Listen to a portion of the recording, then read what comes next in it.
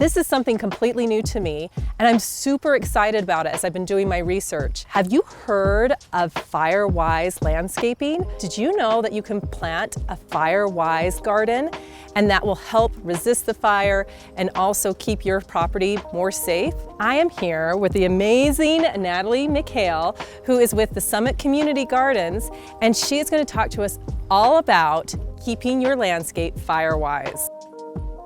And we really want to hear your comments, so make sure you ask us some questions below so we can ask Natalie here to give us some awesome feedback and what more we can learn about Firewise Gardens. Thank you so much for letting us come check out this awesome space and all the cool things that you guys have done here to show the community what you can do with a Firewise garden. Yeah, so we are standing in our perennial garden, and it's our Firewise garden specifically. So it's here to showcase to our community.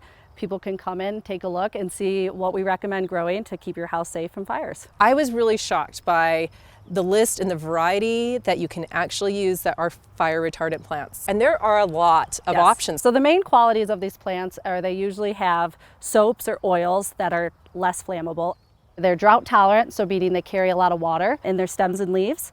And the rocks are another example that we use in our Firewise gardens. It's better than wood chips that would help spread fire. And also just the spacing. They're not spaced close together. You'll often hear the term as a ladder, where a short plant is planted near a tall plant, and that allows the fire to grow up a tall tree. So they're spaced evenly and very low growing to just reduce the chance of fire spreading.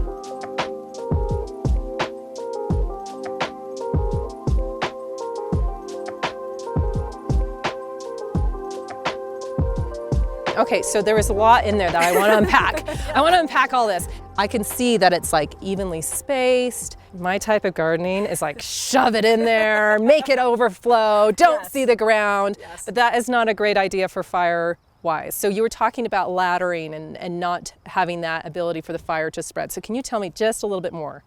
Yeah. So you can still plant your favorite things like trees, broadleaf trees instead of conifers are obviously better. But if you still wanted that pine tree in your yard, just space them. Don't put a bunch together where they're going to continue to spread. Keep them far away and keep anything below growing beneath it short.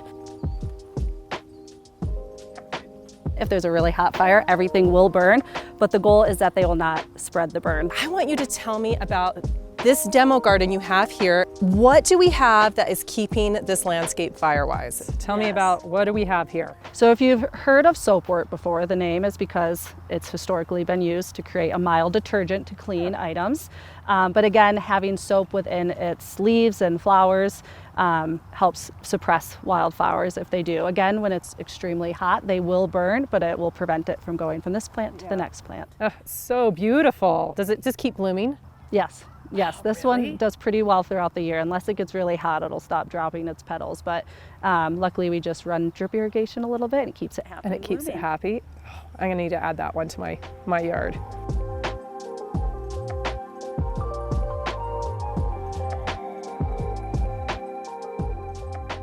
We have a variety of sage that's a little more low growing than some you may see. So you still get the beautiful smell of sage in your garden.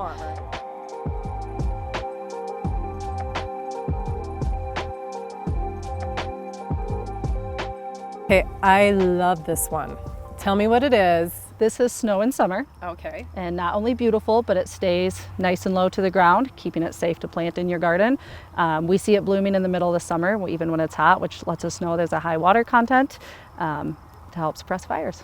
And it also spreads, right? Yes. Like it's a good one if you need to like fill in an area and you want some summer flowers. Exactly.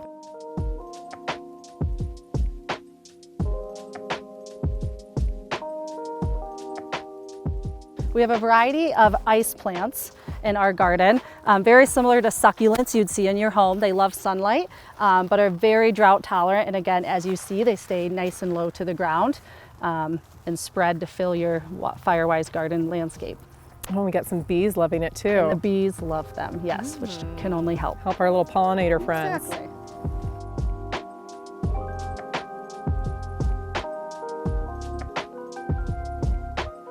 Okay, tell me about this beautifully shaped plant. So these are one of my favorites because of the shape, and they just look luscious, and even just you can feel the water moisture. Yes, for sure. But it's a type of succulent called a stonecrop. There's various varieties. but we love it here. Easy to maintain. And it also blooms, doesn't it? And it will bloom, yes, yes.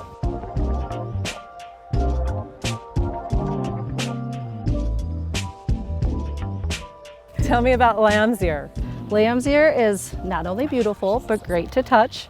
I know, this is my kid's favorite. It's so Yes, soft. yes, we love to put it in our children's garden. But again, high in water content, will bloom eventually, which is a good sign, again, in the heat of the summer, that it has a lot of water within its leaves.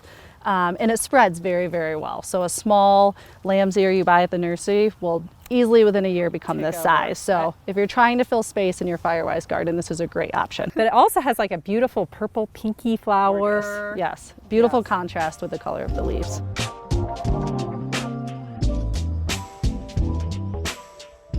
I love an iris, and this one's on its way out, but look at that beautiful light purple.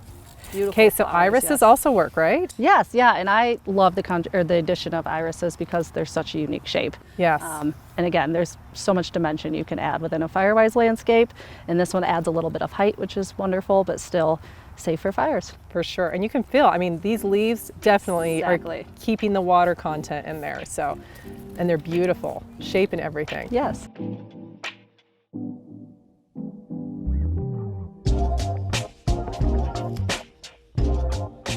I love that low-growing yarrow, that's I so know. cool. Anything that is drought tolerant to our area typically do really well in our climate, and as long as they're spaced properly, it reduces the chance of that fire spreading.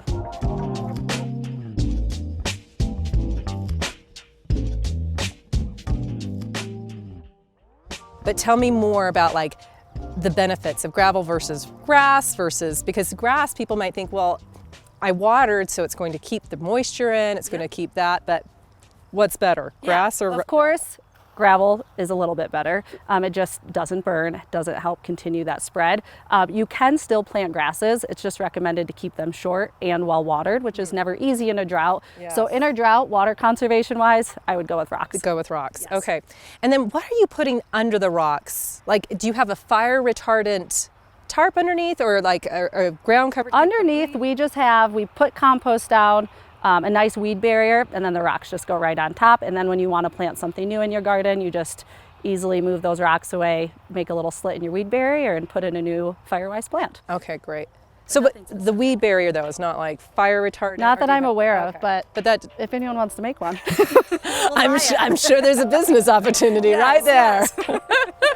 Oh, that's awesome. Natalie, thank you so much for letting us come check out this awesome space and all the cool things that you guys have done here to show the community what you can do with a Firewise garden.